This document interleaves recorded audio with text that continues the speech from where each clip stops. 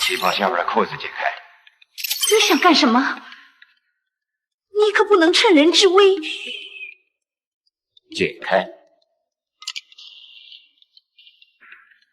当得知李弥被扣押后，李弥的妻子龙慧瑜偷偷找到了汤瑶，一到指挥部，汤瑶就把他带进了房间，并将他摁在床上，还亲自上手解开他的旗袍。这到底是怎么回事呢？原来就在卢汉送走张群之后，汤瑶进攻昆明的炮火并未停歇，卢汉只能一面指挥部队英勇抗敌，一面向刘邓的第二野战军发出求援信，但能不能顶到援兵的到来，让卢汉心里并没有底。为了能拖延时间，卢汉决定打一张显牌。他利用被扣押的李弥，让李弥亲笔写下一封停战信，并派自己的小舅子龙泽会去策动李弥的夫人龙慧瑜，让他充当信使，去敌指挥部劝告第8军停止进攻。这里有李弥兄的一封信，你把他带回去，劝部队不要抵抗，让他们参加和平起义。我们一个妇道人家，能做这种事？能。好吧。既然龙军长这么信得过我，那我一定要使出浑身的解数，让他们停火。那就辛苦你了，李太太。而与此同时，在监狱中的李弥可谓是忧心忡忡，坐立不安，一直在牢房中徘徊辗转。他虽然写了停战信，但他无法确定汤瑶是否会听从一个阶下囚的命令。见沈醉还有心思睡觉，这让李弥瞬间就找到了出气筒。外面打得这么凶，你还睡得着觉？李军长，哪里有床哪里睡，哪里有酒哪里醉。这种局面，你还有脸说这种话？其实看似李弥和沈醉表现出了2种截然不同的心态，但此时2人的忧愁是相同的。李弥的焦虑源于对军队的失控，他曾是手握重兵、一言九鼎的军长，如今却沦为了阶下囚，命运掌握在别人手中，这种落差感让他无法平静。而沈醉表现出来的气定神闲，不过是一种伪装。身为军统的头号特务，他残害了多少共产党人？可以说，在这间牢房里，最紧张、最焦虑的就是他了。其实他心里早就乱成一锅粥了，但又毫无办法，索性用一种玩世不恭的态度来逃避现实。你不是给部队写信去了吗？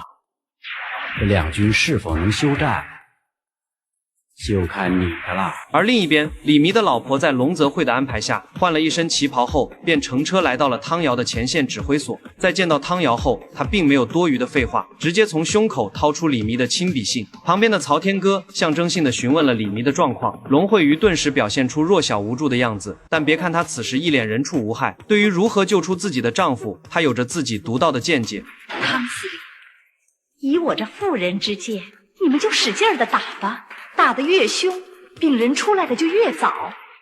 你们不打，病人就出不来了。现在昆明城里十分空虚惊慌，正是你们进攻的大好机会，可别错过。龙慧瑜这番唯恐天下不乱的发言，让汤瑶等人都不得不佩服。李弥真是找了一位贤内助，为了赢得这帮中央将领的信任，他不仅懂得如何在这个全是男人的权力场中寻求自保，还能凭借3言2语就达成自己的目的。可见她并不是一个可以随时被李弥抛弃的花瓶，而是一个独立果敢的女性。汤瑶顺势让曹天歌给李弥回一封信，便带着龙慧瑜进了房间，同时熟练地拉起窗帘，叫她坐在床上。龙慧瑜不明白什么意思，这时汤瑶又叫她解开大腿旗袍上的扣子。龙慧瑜以为要被占便宜，对汤瑶的命令不为所动，汤瑶只好亲自上手。可刚解完扣子，不料汤瑶又提出了更过分的要求：你自己把旗袍撩起来，把腿抬起来。龙慧瑜还没做好心理准备，以为即将发生一场大战，没曾想汤瑶只是转过身，拿起沾了墨的毛笔，蹲下身在龙慧瑜的大腿上写下了金蝉脱壳4个大字，这让心里忐忑的龙慧瑜才放下了失望的心情。我们女人说到头还是不如你们男人，这个写信的位置想的就够绝的。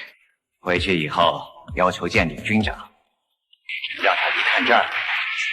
汤瑶这边完事之后，曹天歌给李弥的回信，准确的说是给卢汉的回信也写好了。龙慧瑜这个特使带着这封官方回信，很快就返回了昆明。当李弥看到这封无关痛痒的信后，一脸茫然，完全不知道这位汤司令搞什么名堂，便望向了在一旁的妻子。龙慧瑜一个眼色暗示，2人便摸到了角落。当他再次解开扣子，露出那4个金黄黄的大字后，李弥瞬间就明白了。看到这里，很多人可能就疑惑了，就4个字，汤瑶为什么不要龙慧瑜直接告诉李弥，而是非要写在他的大腿上呢？首先，这就是汤瑶的高明之处了，他和龙慧瑜都无法保证见到李弥之后旁边有没有看守，会不会被监听，所以语言传播这个计划并不保险，但写在大腿上就不一样了。就算有看守，只要他们假惺惺的演一次苦命鸳鸯，腻歪的抱在一起，做一些夫妻之间的亲密举动打掩护，只需要2-3秒的功夫，一个余光的扫过就能传递完整的情报。就算看守发现了什么，也会下意识的移开目光，避免尴尬。你们2口子才分开几天呢，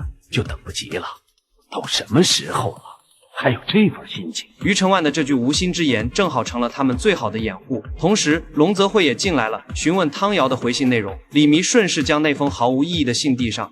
他说：“你们1天不放火，他就1天不停火。”龙局长，请你回去和卢主席商量一下。